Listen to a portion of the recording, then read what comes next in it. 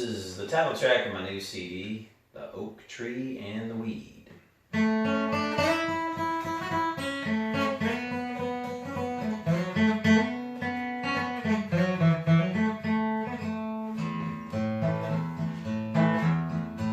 My precious darling daughter with your curls all in a mess, lie down a spell and let me tell you a story while you rest. It's a tale about a couple of sprouts, each grown from a tiny seed. One was a baby oak tree and the other was a weed. Well, spring came with its heavy rain and that weed got an early start. He grew up quickly, but he was prickly and hollow in his heart. That oak tree, he was tiny, just a twig and not much more. But there was something strong about him, something sturdy in his core. Well, summer came and that weed was the biggest, baddest thing around, soaking up all the water while everyone else was turning brown. He was quite the sight at his height, right near 6 feet tall, and all the pretty wildflowers loved him best of all. Oh, but then summer turned autumn, and the green leaves turned to gold. One clear night when the moon was bright, there came a freezing cold. A killing frost crept across that meadow and cast its spell, and in the morning there lay the weed, withered where he fell. Well, winter that year was bitter, cruel and icy cold, and the snow piled up in drifts along the fence line by the road. And if anything was living, it was hidden out of sight, hunkered down and hoping just to make it through the night.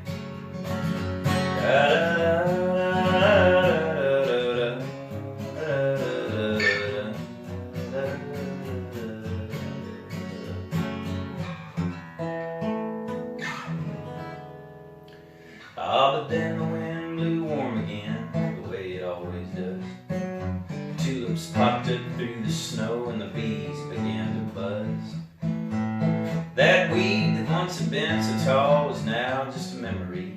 But there where once a twig had been, now stood a young oak tree.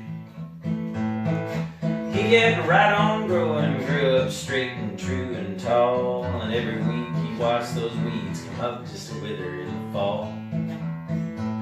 He stood through floods and droughts and bouts with bugs and wind and hail, but his trunk was deeply rooted and his big heart never failed.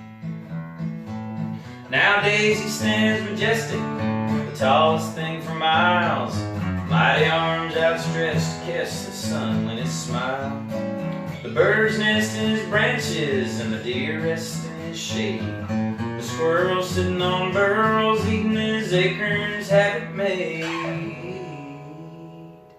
Now, my daughter, many years from now, a boy will come along who will catch your eye and make you sigh with a smile or with a song. And you'll want to cling together, take a run and go with life, and he'll kneel and tell you how he feels, and he'll ask you to be his wife. Now I'll gladly give you to him when that day finally comes, knowing I won't lose a daughter, but instead I'll gain a son. Just as long as you remember my little tale about two seeds, and you make sure that boy's an oak tree, not a weed.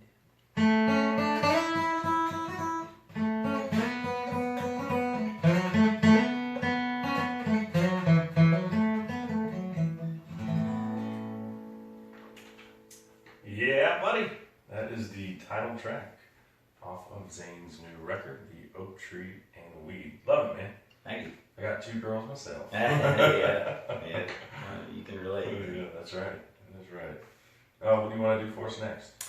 I think I'll do another one off of the CD called the Grandpa Song is what this one's called.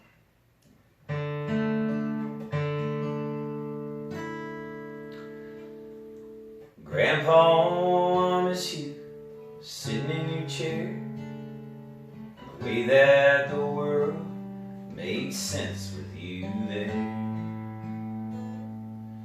I thought I was ready to tell you goodbye, so why can't I hold back these tears in my eyes? Damn if it don't make me feel old. To these kids you'll just be an old story that gets told. 'Cause you look down and show me the way. I wanna be strong as you were someday.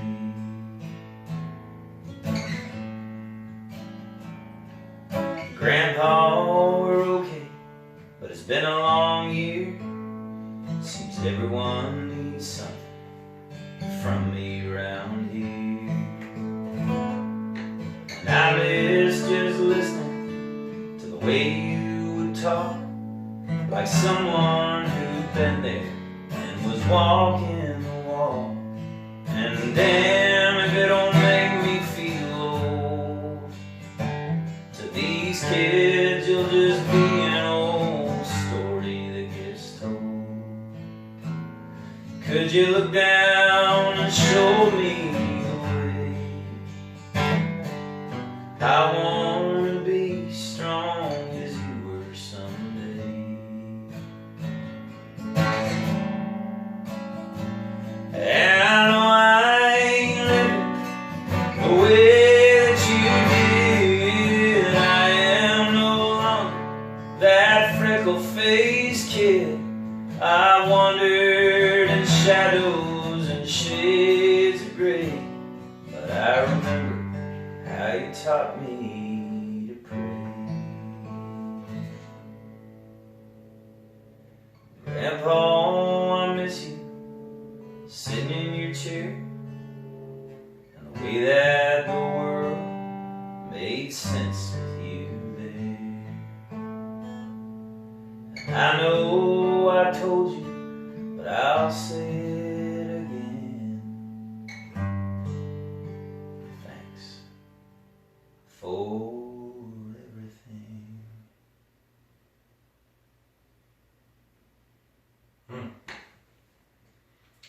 Yeah, that one makes me miss my grandpa, there's no doubt about that. He was a wise man. He always told me to drink my coffee black and live below my means. Yeah. Those two things always stuck with me. Yeah. And you know, as a kid, even a young man, I don't think you realize that he's not always going to be there until he's not there. Right. I wish you had more time, you know? Yeah. Yeah, and you don't realize how much wisdom they've accumulated over time, you know. It's only after you go through several decades that you realize the wisdom that comes with age. I'm still working on that. Yeah, my grandparents, both my dad's parents drank their coffee black. They said that they used to drink it with cream and sugar until they went down to visit a friend of theirs in Florida, and he told them, "Are y'all gonna take your coffee black, or are you gonna be a pain?"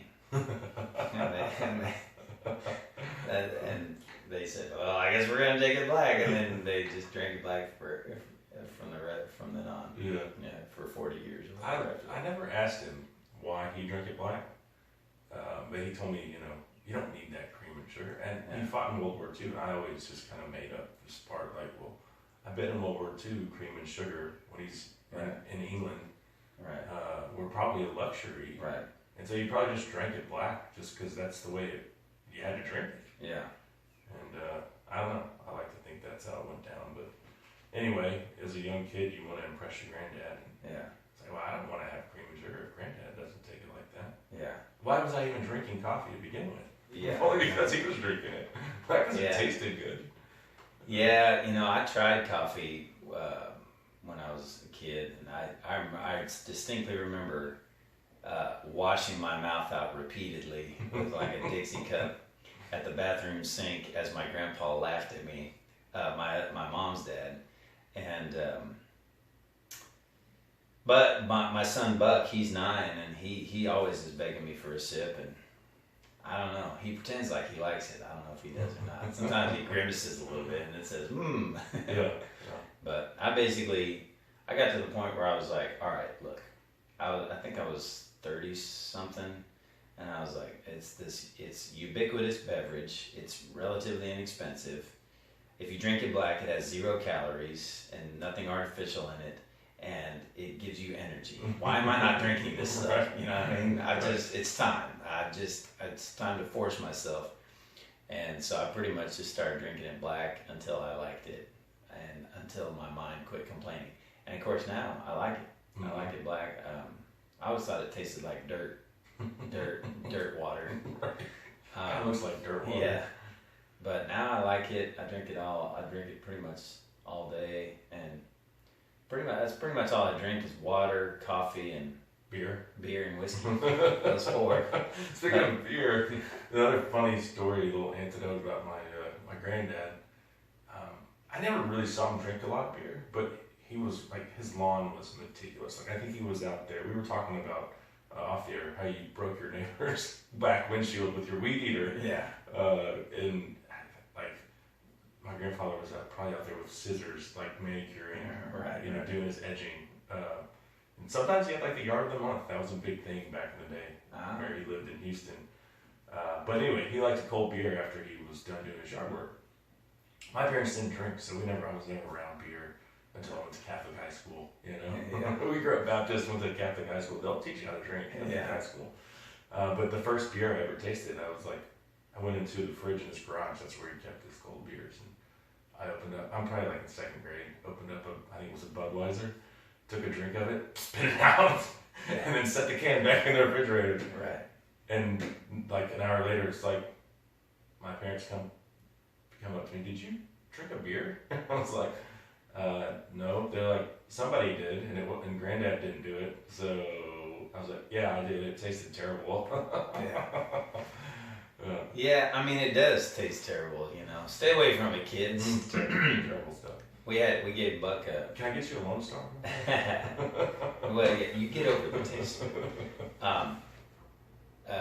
Yeah, beer has actually been the same thing for me, where I used to not like the taste of it. Now I enjoy it. And I've kind of gotten to the point now where soft drinks taste a little too sweet to me. Oh, they're gross. But yeah, we gave Buck a sip of wine the other day because I was playing in a winery and he was just begging for it. And he likes to talk about how awful wine is, how it's the worst beverage ever invented or whatever. I'm just like, that's fine. Yeah. Well, you want to do one more song? Yeah, sure. Let me